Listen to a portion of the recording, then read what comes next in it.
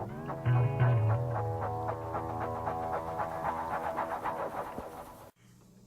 BookTube, I saw that Steve Donahue is hosting a read-along for the Gospels and I really wanted to join in because I'm very passionate about the studying and interpreting of the Gospels. And the Gospel of Matthew is my absolutely favorite one. So yeah, I just decided to put my thoughts out there, and there's going to be more than one video because one, I detest long videos, and two, I have a lot to say. So I've kind of organized my thoughts and I'm just going to hop right into it. First up, let's start with the beginning of the Gospel of Matthew, which is a genealogy. Why? It seems kind of pointless to us. Who cares who is the father of who and all that stuff. But it is actually important, and it's very important to the establishment of the early church because it shows the messianic line. So Joseph is Jesus' legal father, not his biological father, but it was important to establish genealogy through him as a father figure. And in the Gospel of Luke later we do get the genealogy of Mary, which also links her to the messianic line and a descendant of David, which is important because in context of the prophecies from the Old Testament, they say that the Messiah would be a descendant of David, so this acts as the link between the old Jewish texts and what we're beginning to know as the New Testament now. And what we know about the author of this gospel is the man we call Matthew. We don't actually know the author, but what we do know is that he's writing for a Jewish community, a community that is just coming to see Jesus as the Messiah that the earlier texts promised. And so it's important for Matthew to establish Jesus as not only a Jewish man, but as a direct descendant of David. And throughout the gospel we see this happening, that Matthew is stressing how Jesus is the fulfillment of the messianic prophecies from the Jewish text. He shows how Jesus embodies Jewish piety, and he offers the true interpretation of the Torah as opposed to the misinterpretations of the Pharisees, which I'm going to talk about later. And another thing that's kind of missing from the text that I want to address is, where's Jesus' childhood? If you're looking for the story of the childhood of Jesus, you're not going to find it in the canonical Bible, aside from a small mention, I think, in the Gospel of Luke. But there's more to the story of Jesus than what we find in what we call the Bible now, and those are found in the Apocrypha. So the Bible, as we come to know it, was decided through a bunch of early churches coming together and holding councils and talking to each other about what they think should be included and what should not be included. And what's not included, as I say, is called the Apocrypha. And one of the books in the Apocrypha is the Gospel of Thomas, which talks about the childhood of Jesus. Yeah.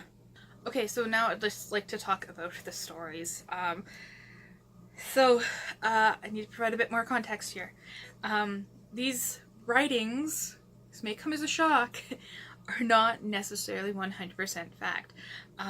Did Jesus actually walk on water?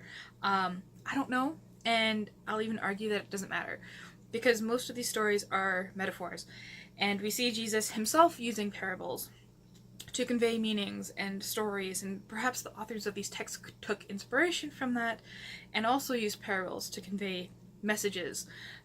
So while a lot of Christians may believe in the literal text, for me, what's more important is the metaphor and the messages behind them. So Matthew is my favorite gospel for many reasons. One, because it portrays Jesus as a human. Yes, he's going around and he's being preachy and he's a divine being, but just wait until you get to the Gospel of John if you thought Matthew was heavy-handed with that stuff. But again, that's important to include in context, because remember, these authors aren't just telling a story. They're trying to accomplish something. They're trying to bring people to the faith. And what's better, especially in the historical context, than a man who claims to be the Son of God and can perform miracles? Remember, at this time, in the historical time, the Messiah trope isn't cliche. I mean, we may see it in our Christian world now. Books that have the Messiah trope are very, overdone, and we get it. But at this time, it's still kind of, wondrous to these people, right? You know, granted, there are similar messianic characters in other religions, like Mithras, for example, but I think it's also likely that these authors drew from these other belief systems to make their version seem familiar to newcomers. For example, it's how we use pagan holidays and we replace them with Christian holidays to make it easier for people to convert and to keep the celebrations as well. Yeah. So for me at least, it's vital to Christian belief that God came down to earth to experience life as a human. And this is also important because it signifies a change. For example, God saw how hard it is to actually be human, so he then clarified his laws. He made things simpler for us.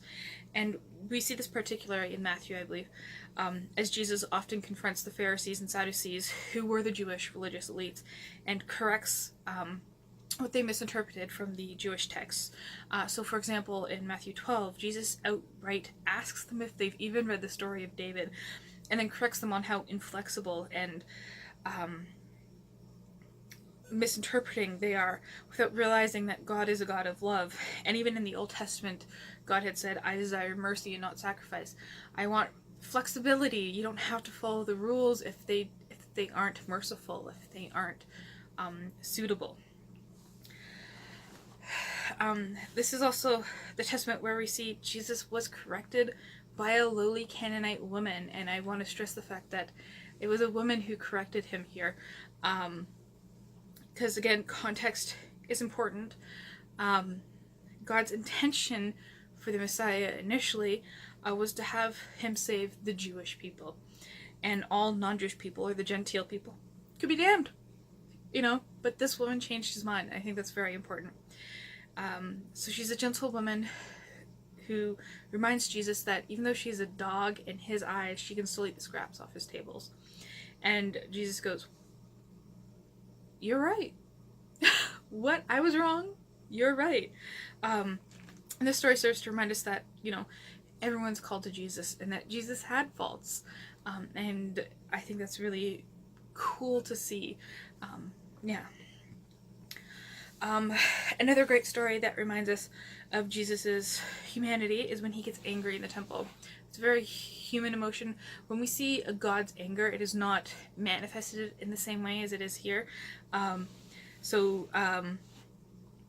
You know, in Matthew 21, we get the story of Jesus in the temple literally flipping tables and whipping people, which is pretty cool. Something that humans can relate to. Even at the end of the gospel, we see this really human Jesus come through. He begins to show doubt in God and God's plan. He screams out, Eli, Eli, lama sabachthani, which I'm pretty sure I'm mispronouncing, but it means, my God, why have you forsaken me? Why have you put me through all of this? Is it worth it? I don't know. And I find that astounding in this person that we're supposed to see, that people try and portray as infallible, actually doubted the plan himself. And there's a lot of contradictions within the whole Bible and within the Gospel of Matthew. There's a lot of, what with all the preachy bits about divorce and murder, but if you again look at it as being written by humans and about a human man with faults, we can see that it is more the actions of Jesus that carry weight more than just what he said. And what he said is important, because, you know, like, we really shouldn't be thinking ill of other people. We really shouldn't be committing adultery. These are almost common sense things that we should be doing to try and be better people anyways. But Jesus shows us that loving one another and loving God trumps all. And even Jesus says, you will know them by their fruits. Good trees bear good fruit, and bad trees bear bad fruit. I.e., a man's actions speak louder than his words. We should weigh the actions of Jesus in the Gospel of Matthew more than the words in the Gospel. So I'm going to stop this video here, and let me know what you think about my thoughts. Thank you.